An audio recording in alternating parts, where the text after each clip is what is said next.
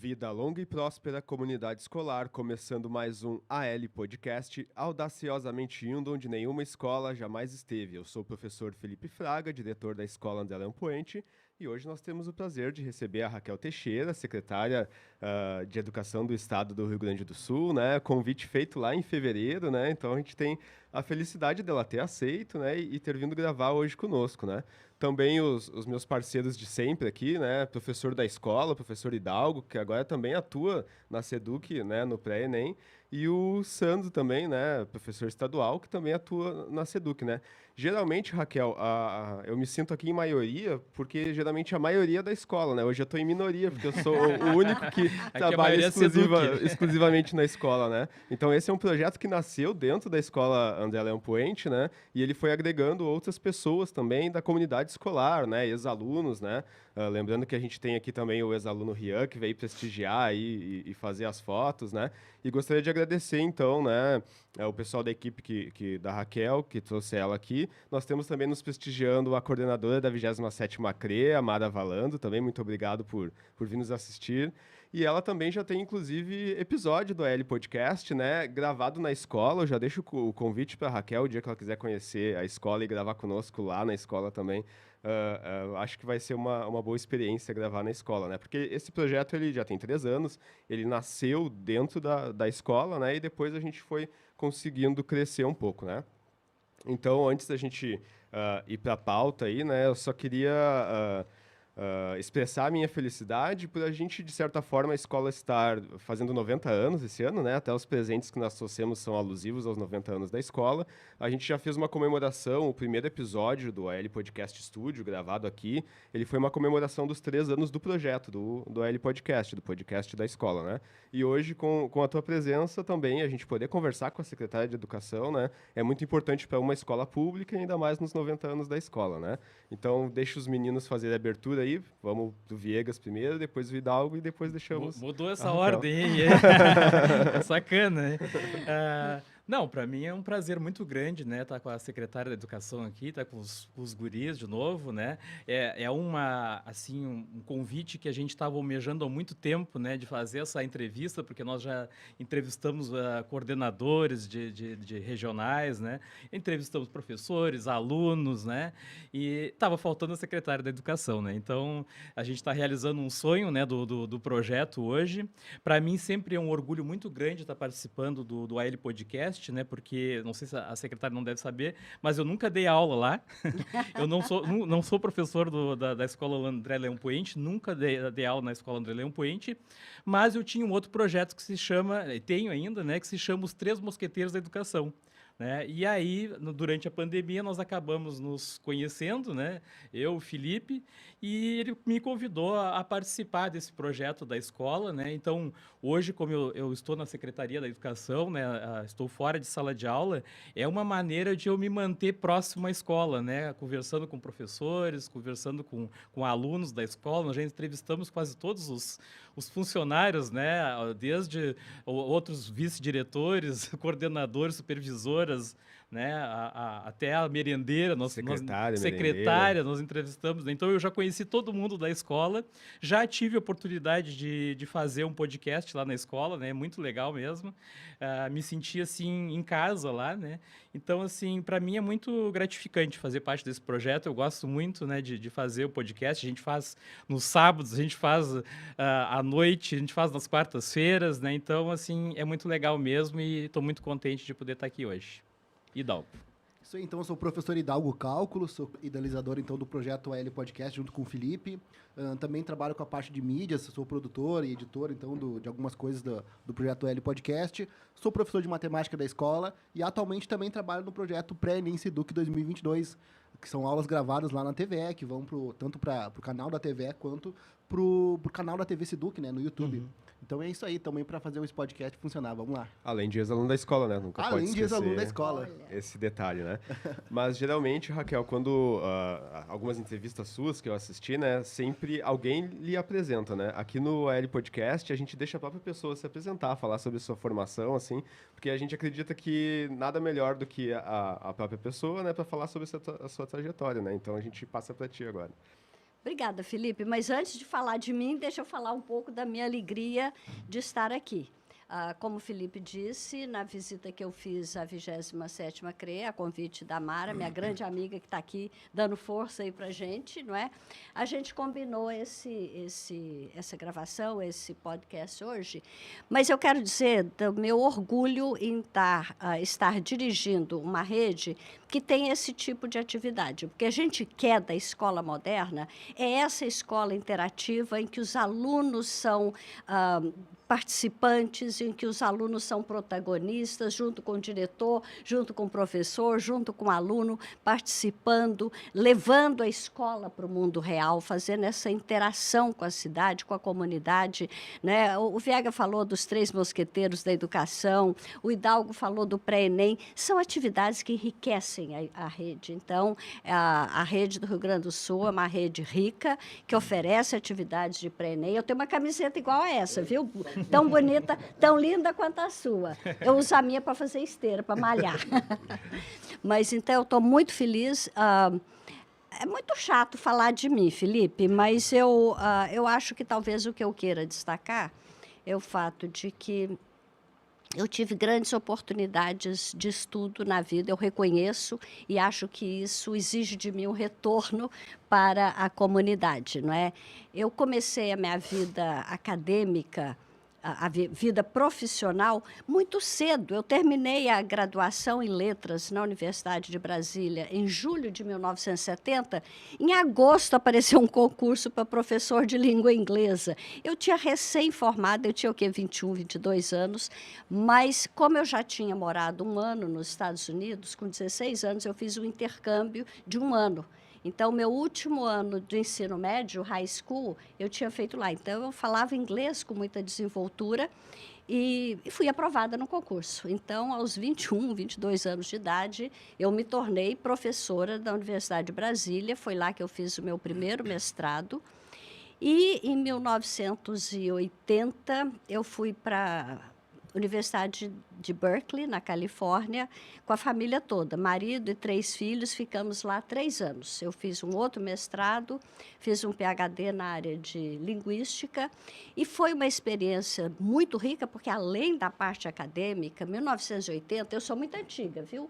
Então, 1980, vocês não sabem disso, mas, até então, o computador, a gente trabalhava no computador com linguagem artificial. Se você quisesse usar o computador, você tinha que aprender COBOL, uma série de linguagens artificiais. Em 80, estava no auge a transformação do computador, a inserção da linguagem natural no computador. E linguística era estrela dessa coisa. Então, eu fazia linguística, fazia sintaxe, que era a minha área de especialização, mas eu trabalhava com engenheiros eletricistas e pessoal da computação, psicólogos, filósofos, porque a gente precisava descrever a língua para que o computador, então, para inserir a linguagem comum no computador. Então, foi um momento muito rico, eu fazia parte de um grupo de ciências cognitivas e foi um aprendizado fantástico. Voltei ao Brasil, a Universidade Federal de Goiás, onde eu lecionava, não sabia nem o que era inteligência artificial ou ciências cognitivas, porque em 1985 a gente nem tinha internet. A internet era coisa só da universidade e de algumas. No Brasil, quem trabalhava com ciências cognitivas nos anos 80 era só a PUC do Rio de Janeiro e a PUC de Porto Alegre. Eram as 2 únicas instituições que trabalhavam nessas áreas. Fui convidada para vir para as 2, mas o meu marido não queria mais sair de Goiânia. Então, como não estava no meu plano separado do marido, com quem eu estou, aliás, casada há 54 anos, meu primeiro namorado, então, eu fiquei em Goiânia e me dediquei à parte, né, muito menos à parte de linguística cognitiva, que era o que eu tinha me especializado, mas nos Estados Unidos, quando a gente faz um PhD, você tem que escolher 2 áreas. Uma chama Major, que é a principal, era linguística cognitiva. Outra chama Minor, que era linguística antropológica. E como tinha línguas indígenas do ex-estado de Goiás, até então transformado em Tocantins, muitas línguas indígenas não estudadas, eu me dediquei à linguística antropológica, pesquisei a língua Craô, sou batizada numa aldeia Craô, tenho um nome Craô, e dediquei a minha vida à parte administrativa e de pesquisa. Fui pesquisadora do CNPq há muitos anos, até que eu fui candidata a reitora da Universidade Federal de Goiás. E perdi a eleição. Eu ganhei disparado entre os professores, perdi vergonhosamente entre os funcionários, empatei entre os estudantes, mas era uma eleição paritária e os funcionários eram em maior número. Então, eu não fui eleita reitora, fui convidada para ser secretária da Educação. E aí eu fiz um mea-culpa que me matou de vergonha na época. Eu tinha 40 anos já de universidade, entre a Universidade de Brasília e a de Goiás, e eu não sabia nada da rede de educação básica pública. Eu me dei conta de que a universidade era, de fato, a Torre de Marfim, isolada nas suas pesquisas, desvinculada da rede de educação básica, e, desde então, eu resolvi me dedicar à educação básica. Fui secretária da Educação em Goiás 2 vezes, fui secretária de Ciência e Tecnologia, daí eu virei deputada federal 8 anos, fui do Conselho Nacional de Educação.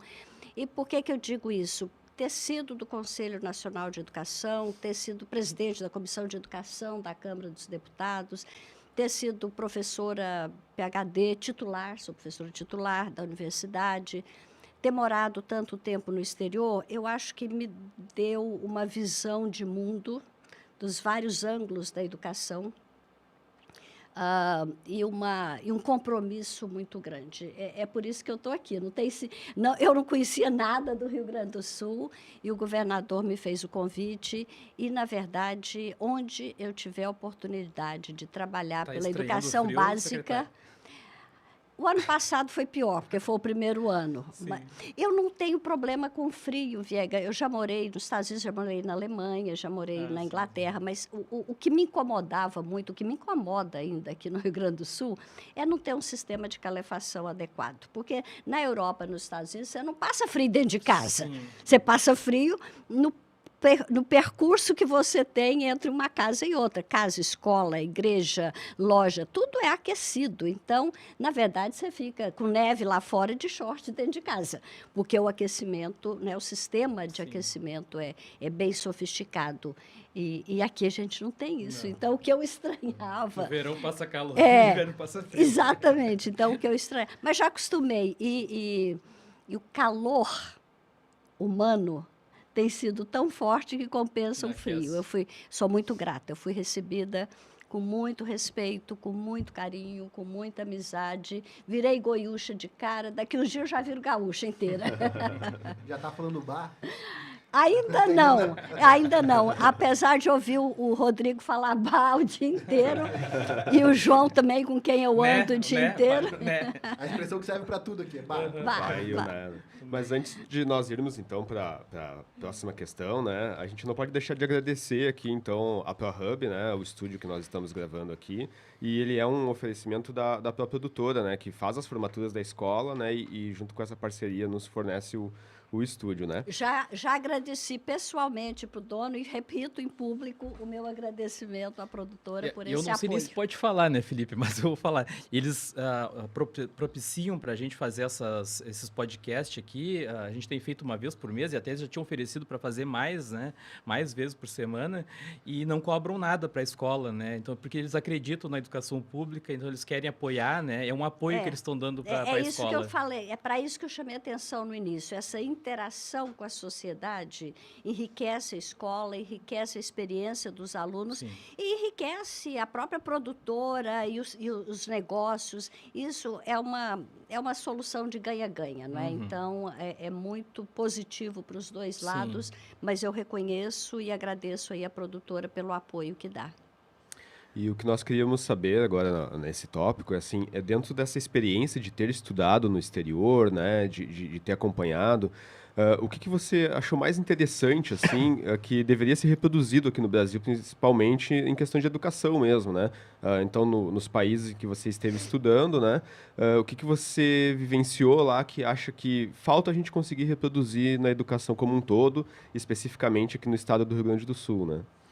Olha, eu acho que o Brasil como um todo precisa valorizar mais a educação básica. E agora eu vou me prender à educação básica e à educação básica pública, porque é lá que está mais de 80% dos jovens. Ou seja, então o presente e o futuro de qualquer estado está na educação básica, por isso eu me dediquei a ela, porque é lá que nasce, inclusive, o projeto de nação.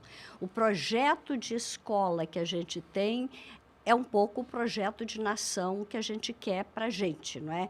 Então, se a gente defende valores como democracia, justiça social, tolerância, generosidade, é na escola que você forma as crianças e os jovens e é na sociedade que eles vão implementar isso. Então, o que eu vi, não é, em vários países é uma valorização maior.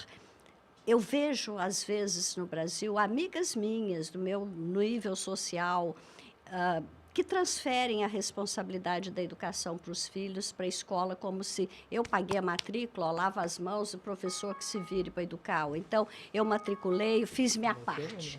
E, na verdade, educação é uma coisa muito complexa. O processo de aprendizagem é complexo cientificamente, socialmente, psicologicamente, e se não houver uma interação da família com a escola, com a sociedade, com os grupos organizados, a gente vai ficar, né, andando devagar. Nós estamos andando, avançamos. Você perguntou da situação do Rio Grande do Sul. Em 2005, nós começamos um movimento chamado Todos pela Educação. Eu sou fundadora do Todos pela Educação. A ideia nasceu da seguinte forma. Gente, 2022 a gente vai comemorar o bicentenário. Nós estamos lá em 2003, 2003. A gente vai comemorar o bicentenário da independência do Brasil. Que tal comemorar o bicentenário da independência do Brasil, comemorando a verdadeira independência, que é a independência educacional? Para chegar lá, nós temos que cumprir determinadas metas, atingir determinadas metas. Em 2005, terminamos esse trabalho. As metas estabelecidas eram as metas de qualidade que os países desenvolvidos, os países da OCDE, tinham. Era o nível deles. Imagina, a gente em 2002 ia chegar no nível de 2005 da OCDE. Mas estabelecemos essas metas que depois o MEC incorporou e transformou em metas do IDEB. Por isso é que o IDEB reproduz essas metas e por isso que o IDEB vai acabar em 2022. Ele nasceu em 2005 para terminar em 2022, porque aqui a gente já estaria comemorando o bicentenário da independência, atingindo as metas. Não atingimos. Não atingimos por várias razões, uma delas a falta de envolvimento da sociedade, a falta de compreender que a educação é a única alavanca do desenvolvimento pessoal e, consequentemente, da nação. A educação tem um valor intrínseco, que é dar à pessoa, não é, as ferramentas para a cidadania, para fazer as escolhas certas que ela precisa fazer na vida, mas ela também tem um vínculo, tem um lado associado ao desenvolvimento econômico. Quanto maior o nível educacional, maior a produtividade da pessoa, maior a prosperidade e economia do país. A gente não pode desvincular.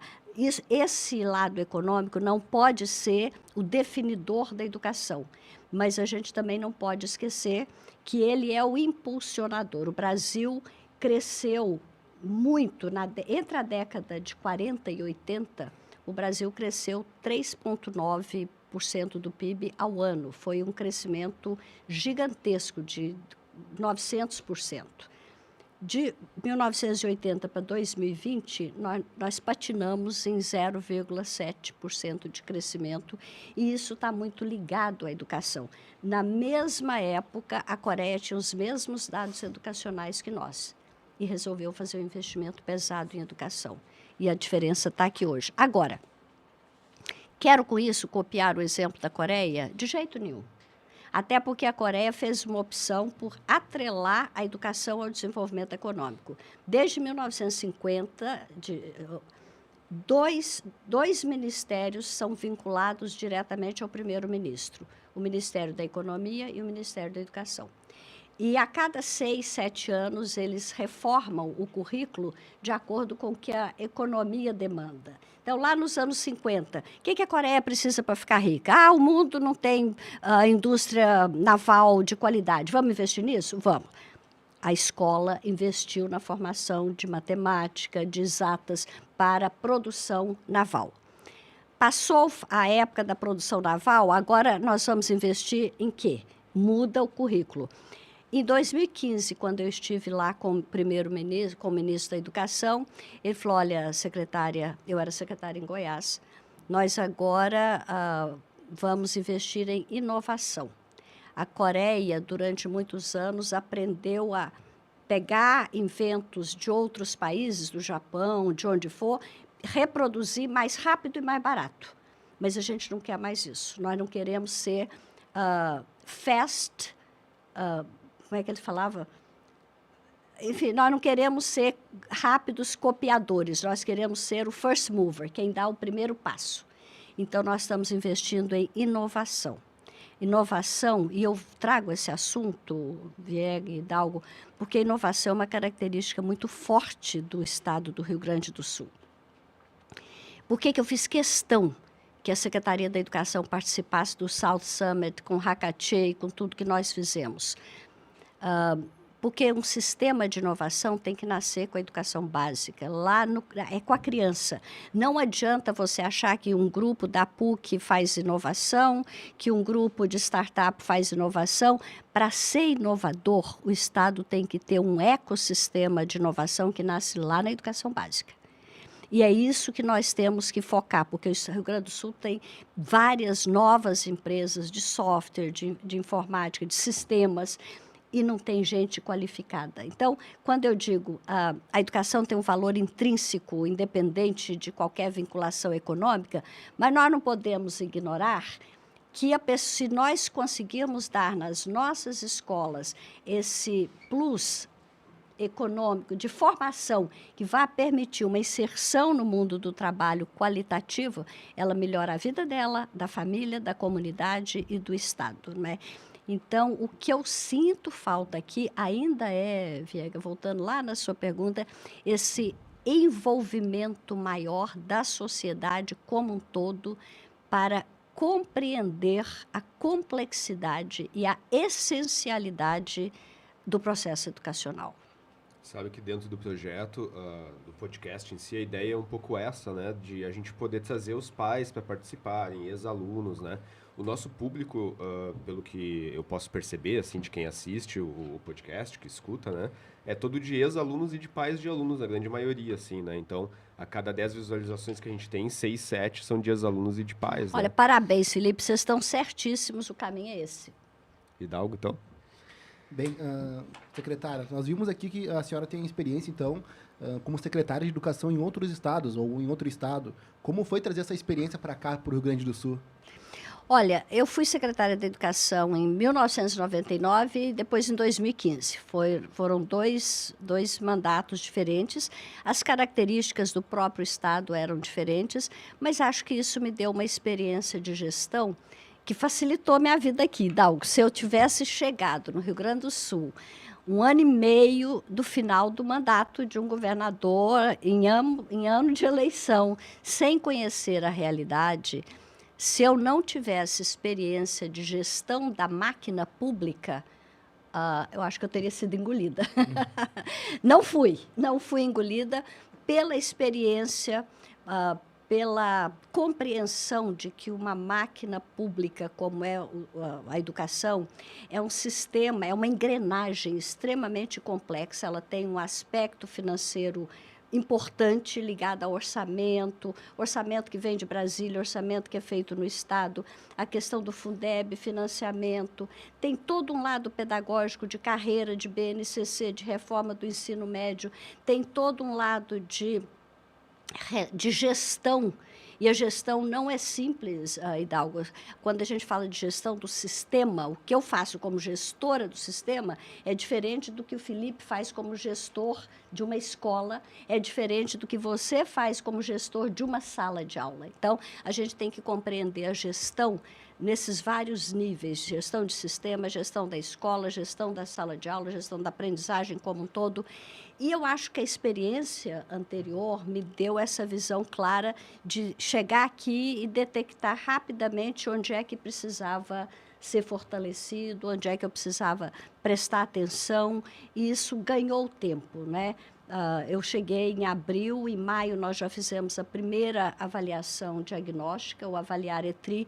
Sem aqueles dados, nós não poderíamos ter feito, né, o trabalho que fizemos de confecção de material didático apropriado, de formação de professores com bolsa de formação, aumento da carga horária de 2 horas semanais de língua portuguesa, 3 horas de matemática. Quer dizer, foram decisões muito rápidas, num sistema que eu não conhecia, mas que eu conhecia os efeitos positivos desse tipo de ação. Então, é claro que a experiência anterior ajudou bastante. Sim. Viegas? Bom, a minha questão, a gente não ocupar muito tempo da secretária aí, né, que é concorrido, né, a minha questão é sobre a sua visita lá em Boston, né, a participação, né, eu nem vou tentar o inglês aqui, porque o inglês do professor Viegas é the books on the table, né, e ainda com a professora de inglês piorou, mas no evento que ocorreu lá, né, em Boston, e como é que foi, né, essa sua participação lá, e qual é a relação com as escolas criativas, né, que até eu faço parte do projeto lá como gestor também, né, como é que então, você está comemorando a Scratch Week essa semana. Vocês estão em pleno vapor. Pleno vapor, pleno vapor na Scratch. Hoje o Edson fez a live de encerramento, até eu estava acompanhando. O Scratch nasceu em Boston, onde eu estava, não é? No Media Lab lá do MIT. Na verdade, o Brazil Conference, Viegas, não tem nada a ver com a escola criativa. Por que eu fiz as duas coisas? O Rio Grande do Sul, a gente sabe, mas é importante reforçar sempre, foi a única rede estadual convidada para fazer parte da rede brasileira de escolas criativas. Quando a Lehman e a Lego se juntaram para criar a rede de escolas criativas, elas selecionaram 10 redes públicas de ensino, 9 redes municipais, Curitiba, Recife e outras capitais, uma rede estadual, que foi a rede do Rio Grande do Sul. Então, só isso já coloca o Rio Grande do Sul numa posição extremamente privilegiada em relação à rede de escolas criativas. E, como parte da rede, o Rio Grande do Sul, então, foi convidado a estar presente num seminário para discutir os trabalhos da rede. Então, estamos eu e os secretários municipais das outras 9 redes, com o pessoal que criou a rede criativa. Foi um período tão bom que a gente está aí no Scratch Day, e nós vamos fazer aqui em outubro, viu? A meu convite lá de provocação para esse grupo que estava em Boston, nós vamos fazer um seminário de escolas criativas em outubro, em que as 10 redes se reunirão de novo para mostrar os avanços que cada uma das redes fez, a gente aprender com a experiência um do outro, não é? E avançar. Por coincidência, na mesma semana acontecia a Brazil Conference, que é uma conferência tradicional já em Harvard, organizada pelos estudantes da Universidade de Harvard, em que se trata de assuntos econômicos, educacionais, políticos, sociais do Brasil. E quando eles souberam que eu estaria lá, eles me convidaram para fazer parte de um painel. O único painel de educação que aconteceu na Brazil Conference foi esse. Então, mais uma vez, o Rio Grande do Sul teve o privilégio de levar os dados e a política educacional que está acontecendo aqui para um evento do maior destaque, da maior importância. Inclusive, o Brasil inteiro muda para lá, né? Impressionante. Você anda trombando em Harvard, trombando com Luciano Huck, Eduardo Leite, João Dória, Sérgio Moro. Todo mundo lá. Todo mundo lá. Todos os jornalistas, Eliane Cantanhede, enfim, todos os jornalistas, né? Então, é um momento muito importante, e foi bastante importante para o Rio Grande do Sul, eu acho, essa janela, né, essa oportunidade de se mostrar para o mundo. Então, fico muito feliz de ter podido representar o Estado lá. E estou indo agora de novo, terça-feira, viu? Para Stanford, Stanford vai ter 3 dias de seminário por 2 motivos. A Fundação Lehman mantém um centro de educação, centro de formação de educação. Tem 2. Eles têm um em Boston e um em Stanford. O de Stanford vai comemorar 10 anos agora. Então, eles organizaram um seminário. No primeiro dia do seminário vai ser um balanço dos 10 anos. O segundo dia do seminário vai ser a visão para os próximos 10 anos. E eles me convidaram para participar desse segundo dia, em que nós vamos discutir a visão para os próximos 10 anos, onde que a Fundação Lehman poderia apoiar, investir e fazer pesquisa. A mesa da qual eu vou participar, por exemplo, é uma mesa com o Dr. Manuel Palacios, que é o diretor do CAED, que é o Centro de Avaliação Educacional de Juiz de Fora, o Alexandre Schneider, que é o diretor do Instituto Península, já foi secretário de Educação de São Paulo, a doutora Kátia, da Universidade Federal do Amazonas, que foi secretária de Educação em Manaus muitos anos e fez um trabalho fantástico na Secretaria da Educação de Manaus. E nós vamos discutir especificamente as relações governamentais que precisam se fortalecer para alavancar a qualidade da educação básica no Brasil. Então, estou muito feliz porque eu vou levar os dados do Rio Grande do Sul novamente, agora para a Califórnia. A nossa escola, ela é uma escola específica só de ensino médio. Nós temos 35 turmas de ensino médio, né? E nós não éramos escola piloto do ensino médio. E então o novo ensino médio, né? Ele chegou pra gente este ano para as turmas de primeiro ano, né? E como tudo que é novo, né? Toda mudança ela gera alguma insegurança. Então a gente queria ver como é que era a sua visão, né, de enxergar a rede do estado como um todo, né? Porque o currículo ele vai passar a ser mais amplo, né? Então as escolas vão ter características mais regionais, porque cada escola vai escolher os seus itinerários, né? Então quais são as perspectivas que você enxerga assim para essas mudanças que vêm para as escolas de ensino médio com o novo ensino médio, né? Olha, com bastante confiança, Felipe. Eu acho que era... É claro que com preocupação, porque é uma mudança muito profunda. Eu estou há anos na educação e essa é a reforma educacional mais profunda, mais radical que eu já vivi. E a gente tem que ter muito cuidado para que ela seja, de fato, vencedora e se torne uma oportunidade de virar a chave e sair com o ensino médio melhor. A sua escola tem a vantagem, Felipe, de ser só de ensino médio. O desafio é maior numa escola que tem anos iniciais, anos finais, ensino médio, porque você não pode se especializar numa etapa só, não é? Então, parabéns, você vai ter chance de ser piloto e modelo. A reforma do ensino médio foi a resposta que o Brasil deu a um fracasso do modelo de ensino médio que a gente tinha. Se você pegar os dados do IDEB, pega os dados do Rio Grande do Sul, de 2005 até 2019, o Estado tinha 3,4 em 2005, 3,4 em 2007, 3,5 em 2009, volta para 3,4, ou seja, nesses anos todos havia uma estagnação, e não era só no Rio Grande do Sul. Houve uma estagnação geral em todo o país. Em 2019, houve um ligeiro aumento no Brasil inteiro, já em função da discussão da reforma do ensino médio. Já houve mais atenção voltada para esse nível.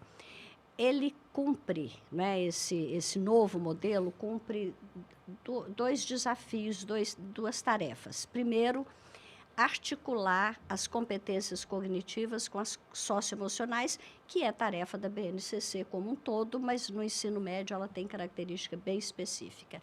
E de articular a teoria com a prática. Por que é importante essa articulação? Porque o Brasil tem uma tradição de escola teórica, acadêmica, desvinculada da sociedade. Da mesma forma que a universidade é desvinculada da rede pública, o ensino na rede privada ou pública é teórico.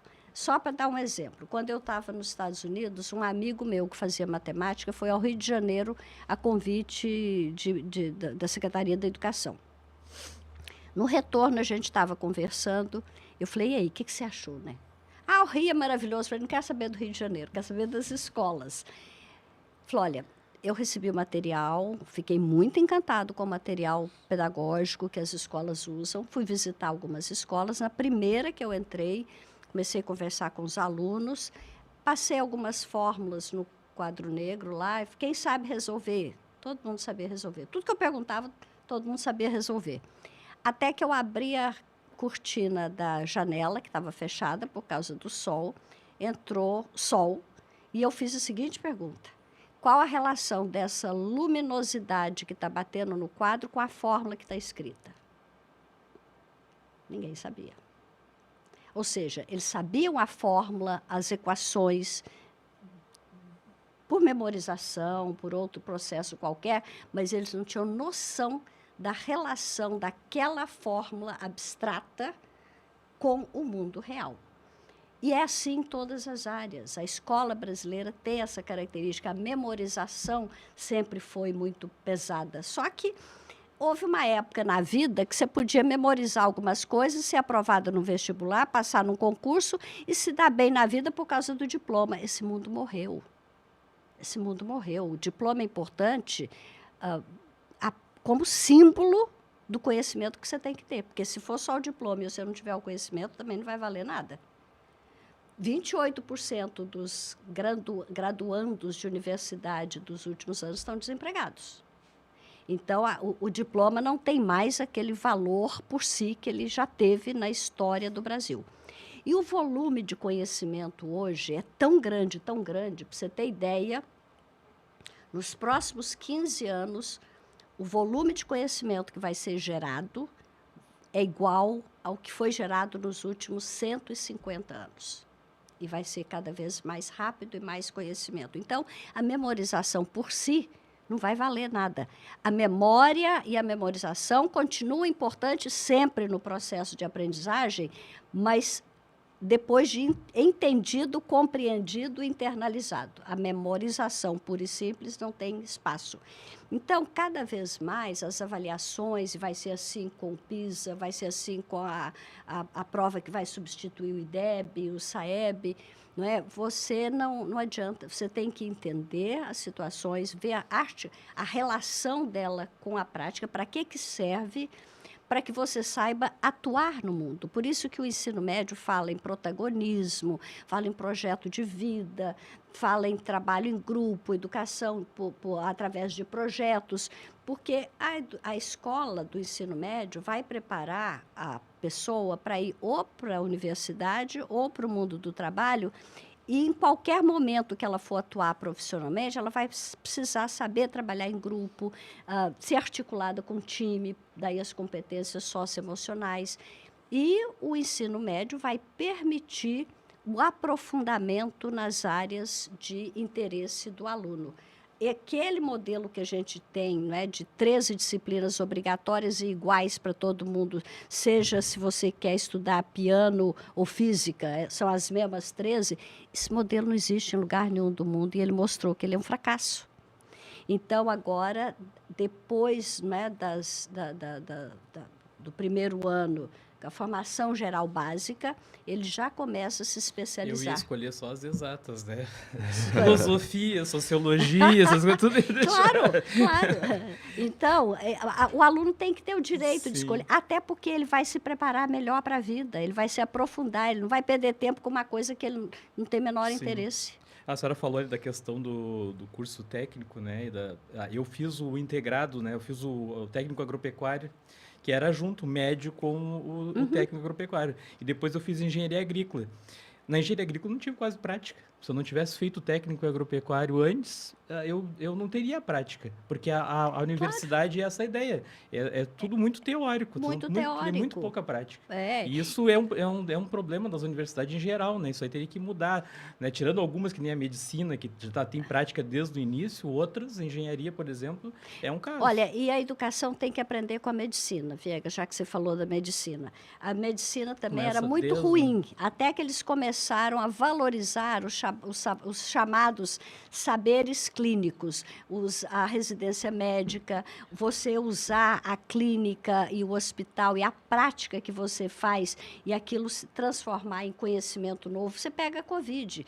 Quanto nós aprendemos nos últimos 2 anos a partir do que foi aprendido nos hospitais, errando, matando muita gente, o respirador errado, tempo errado, mas a partir desse aprendizado, novos conhecimentos se agregaram à área médica, avançando e evoluindo a ciência. A educação tem que entender, e a educação básica tem que entender, que a clínica nossa, o nosso laboratório é a sala de aula. Se o professor vai fazer um mestrado, ele não tem que ficar pensando no sexo dos anjos para definir a pesquisa que ele vai fazer no mestrado. Pega a sala de aula dele. O aluno dele está confundindo, está achando que um terço é maior do que um meio.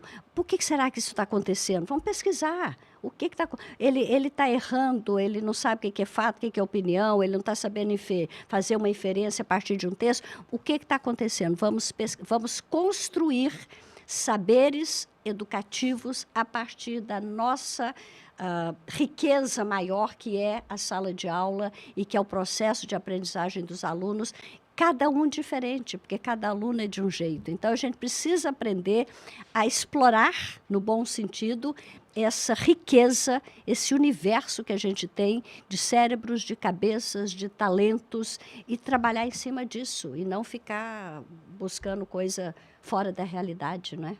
Acho que vale aqui ressaltar que dentro da nossa escola, lá no André Leão Puente, a gente sempre incentiva os alunos a trabalharem com as mídias, a trabalharem, inclusive, com podcast, e eu acho que isso é uma habilidade que deve ser trabalhada, né? A questão do uso das mídias no meio profissional, que muitos alunos hoje em dia não entendem o impacto que tem isso. Eu não gosto de falar, ou não tenho vergonha. E a partir do momento que eles começam a fazer live, ou podcast, ou se expressar melhor, até uma colocação melhor no mercado de trabalho, eles têm como... Comunicação é essencial no mundo do século XXI, Hidalgo. A gente sabe disso, né? Sim. Então, a comunicação não é mais característica só de quem trabalha em rádio ou televisão. A comunicação tem que ser uma habilidade desenvolvida por todos. Eu tenho um colega, um professor, o mestre dos magos, que fazia live comigo também. Ele sempre me agradece bastante. Olha, eu tenho que te agradecer por tu ter me convidado a fazer live contigo, porque melhorou muito mais a minha forma de me expressar, até dentro de sala de aula. Claro. Né? Então, assim, imagina para os alunos, né? Também. E o foco da escola, né, nessa questão de comunicação e comunicação também para o digital, né? Tanto que eu mencionei antes que a gente está sendo acompanhado por um ex-aluno, que é o Rian, e o episódio que a gente gravou com ele no sábado, a gente falou sobre marketing digital, porque é o que ele escolheu como graduação, é o que ele está fazendo no momento, né? Esse podcast, ele é visto por todos. Eu tô com eu preciso de ajuda para fazer uma campanha publicitária. Pode ser aqui? Claro. Claro.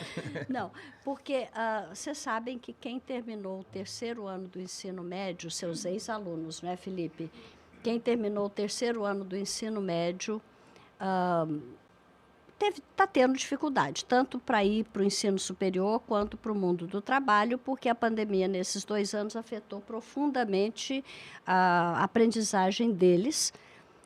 E aí nós estamos começando agora, no dia 30 de maio, uma coisa que chama Escolha Certa. Logo que eu cheguei, que eu vi o nível de perda de aprendizagem, eu falei, nós vamos precisar de um 4º ano opcional para ajudar esses meninos. Mas depois nós chegamos à conclusão que não é um 4º ano opcional. Primeiro, que não vai ser um 4º ano como foi o 3º ano. Segundo, que não é nem um curso regular, porque não pode nem usar dinheiro do Fundeb, porque é um curso que não existe. E a gente também não queria dar a ideia de quem não terminou, não deu conta, vai ter que terminar. Então, nós nomeamos um programa novo que chama Escolha Certa. O que é isso?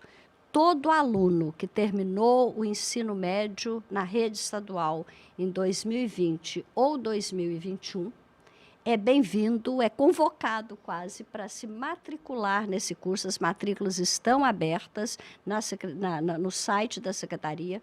O que vai ser o Escolha Certa? Nós distribuímos 32 pontos de oferta do ensino médio do Escolha Certa. Vai ser um curso híbrido, presencial e virtual, mas quem quiser fazer só virtual, se não morar perto de um polo desses 32, pode fazer só virtual. E vão ser oferecidas 4 trilhas formativas excepcionais. Quem vai dar aula, inclusive, são os professores das universidades ligadas à Comung. O que é? A opção 1 vai ter português, matemática, inglês, projeto de vida com cultura digital, e é isso, projeto de vida, letramento digital, português, inglês, matemática. Quem optar pela trilha 2 vai ter esse pacote básico de português, inglês, matemática, projeto de vida e cultura digital, e mais um pré-ENEM específico, inclusive usando aquela plataforma Me Salva e todo o apoio, porque aí escolhe para fazer a trilha 2, quem já está fazendo o pré-ENEM ali com o Hidalgo e quer reforçar com a plataforma Me Salva, enfim, é um preparatório para a universidade. Inclusive, nós já colocamos nos Chromebooks na tela o Me Salva para divulgar. E aí a ideia agora é colocar também esse do Escolha Certa. O terceiro, a trilha 3, a terceira opção, é o pacote básico, português, inglês, e um olhar especial, uma opção de trabalhar até na linha da educação técnica e profissional, com sistemas de informática, desenvolvedor, programador, todo ligado à área de desenvolvimento de tecnologias, área de tecnologias. E a trilha 4 é ligada à economia criativa, então artes visuais, design, todas as áreas ligadas à comunicação. Então, são 4 trilhas espetaculares que os alunos têm a oportunidade de sair com um perfil que tem demanda e que tem lugar tanto na universidade quanto no mercado de trabalho. Qual que é a dificuldade que nós estamos tendo? Esses alunos não são mais da rede, a gente não tem contato com eles. Então, a gente está com uma matrícula baixa. É uma oportunidade muito boa, os cursos são muito bons, mas os alunos não estão sabendo da oportunidade que tem.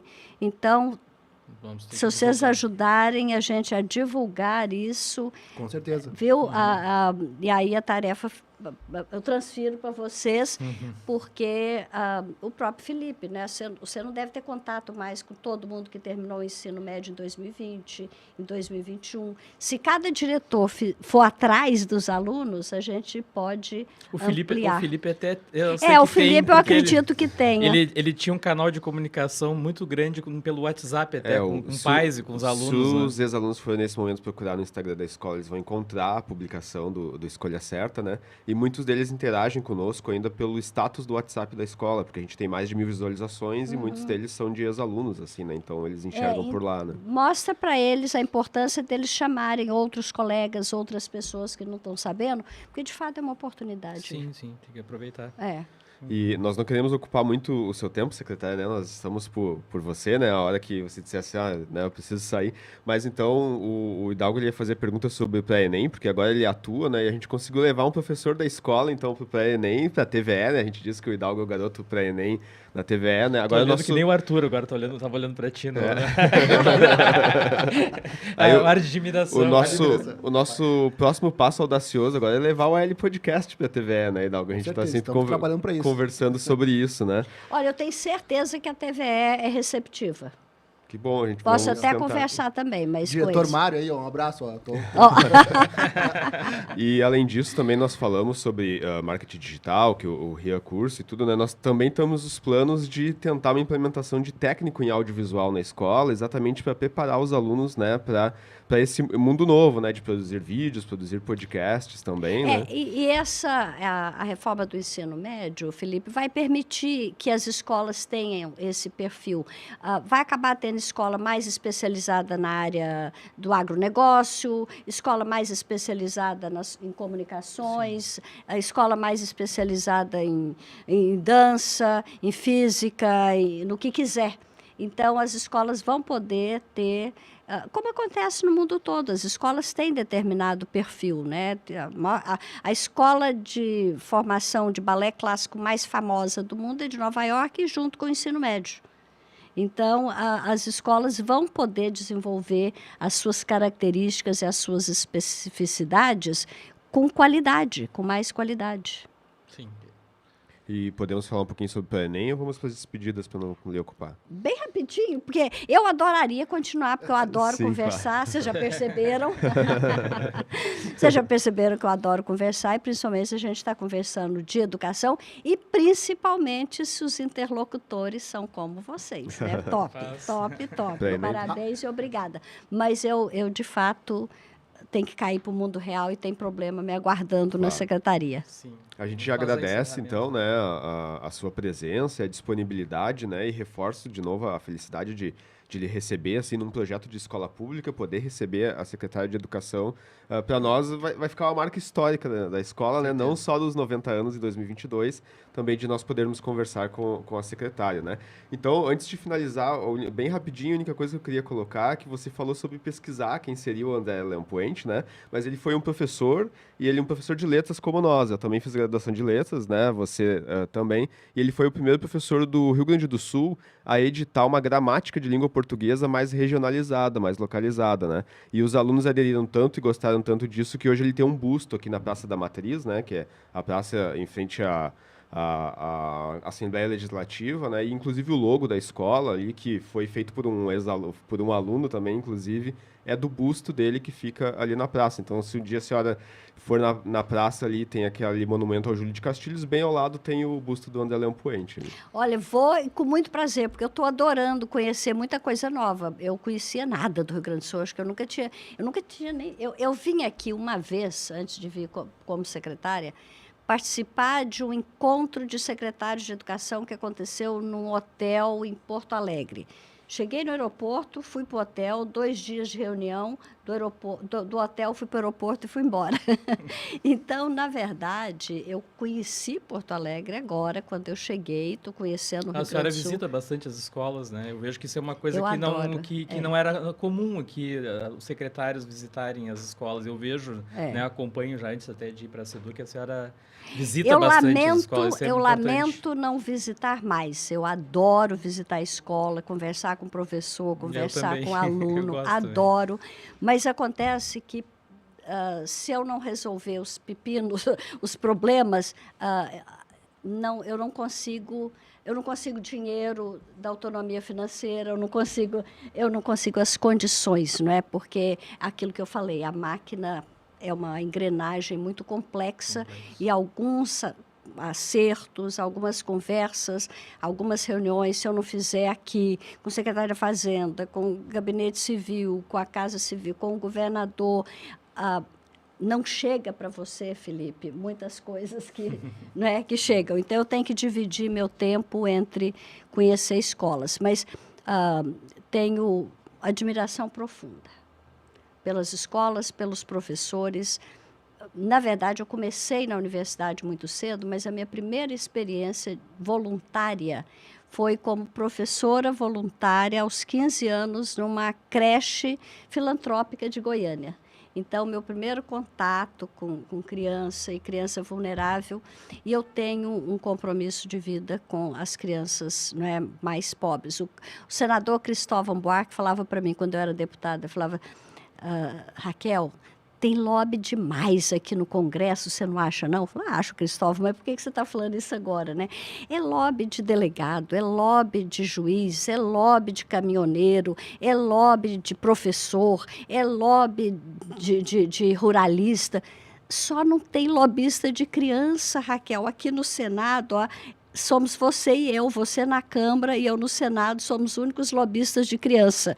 Então, eu sou lobista de criança e estou na escola pública para brigar, defender e lutar pelo direito que as crianças têm de uma educação de qualidade. A gente não pode falar de educação de qualidade se ela não for para todos. Então, a desigualdade requer esforço de todos no combate, né, à desigualdade, a construção de oportunidades iguais para as pessoas. Se a gente não trilhar esse caminho, nós não teremos a máquina da democracia, não é? A máquina da democracia é formada na máquina da escola pública. Então, escola pública e SUS são os 2 equipamentos sociais mais importantes que esse país tem. E eu tenho, né, um compromisso de vida com esses equipamentos sociais, de forma especial a educação, que é o que, de fato, vai criar condição de uma sociedade mais justa, mais igualitária, né? Então, esse é meu compromisso de vida. Meninos. Obrigada pela oportunidade, adorei o papo. Podemos pensar em voltar outra hora, mas agora... Claro. Então tá. Eu também queria agradecer a participação da secretária por ter aceitado esse nosso convite. Eu sei que a agenda dela é atribulada, né?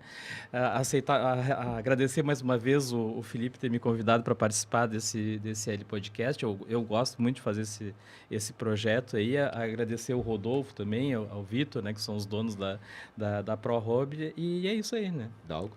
Preciso mandar um abraço, então, para Ana Paula Moraes, Patrícia Mairense e Eita, Gabriel tem uma lista. Pereira. 3 pessoas lá do projeto Pré-Inicio Eduque, que trabalham dia e noite lá para que o projeto seja esse sucesso. Um abraço. Secretária, agradecendo então você e a sua equipe da Secretaria de Educação, né? Não só pela sua presença, mas por ter liberado o Viegas também, né? E o Hidalgo, né? O Rian, quando vinha, ele disse assim, eles conseguiram liberação. Eu disse, sim, eles vão com a chefe, inclusive, né? Não tem como dar falta, né? Ela vai estar lá. Então, agradecer a Magda também, né? A Magda é minha fada madrinha lá. Nossa, muito Gente, obrigado. a Magda é o máximo, né? Não, uma pessoa com coração enorme. Muito... Ela te contou o que aconteceu ontem no Procergues, né? Eu estou tão orgulhosa com isso. Eu não cheguei a conversar com ela ontem. Não. Eu já despedi, mas eu quero contar esse caso. Pode? Tá bom? A gente falou aqui do Hakatê. O grupo que tirou o primeiro lugar no Hakatê é um garoto de 17 anos de Itaqui, uma cidadezinha pequenininha, que propôs uma inovação no sistema do Easy. Porque ele disse que não aguentava a professora de matemática reclamando que o sistema é péssimo, que tudo é ruim, que ela não gostava, que ela não entendia o Easy, que ela errava tudo, que ela ficava um mês para fazer uma coisa. E ele fez uma inovação que, segundo a professora de matemática, o que ela levava um mês para fazer, ela agora faz em 2 horas. Então, o que aconteceu ontem? Eu pedi que a equipe de técnicos, engenheiros da Procegs analisassem a proposta que o menino apresentou no Hakatê. Eles ficaram horas com esse menino, ficaram apaixonados pelo Paulo. Ele é autista, ele tem dificuldade para falar, ele estudou inglês sozinho para aprender a fazer programação, aprendeu a programar sozinho, fez programação ao vivo ontem para a cúpula técnica a mais alta da Procergues. A Procergues achou fantástico, eles vão mudar o Easy incorporando as sugestões do Paulo. Que legal. Vão apresentar para o Paulo, se ele concordar e der o sinal verde, nós vamos mudar o nosso sistema do Easy, aproveitando as sugestões de um aluno de uma escola pública, estadual, pequena, e que está aí transformando, né, pela inovação, um sistema que já era consolidado, que é o Easy, e que tudo indica que vai ser melhor por causa do Paulo. Eu falo dos nossos talentos das nossas escolas. É um orgulho, eu conto isso com muito orgulho. Excelente, agradecimentos também a quem for nos assistir e vida longa e próspera a todos. Feito.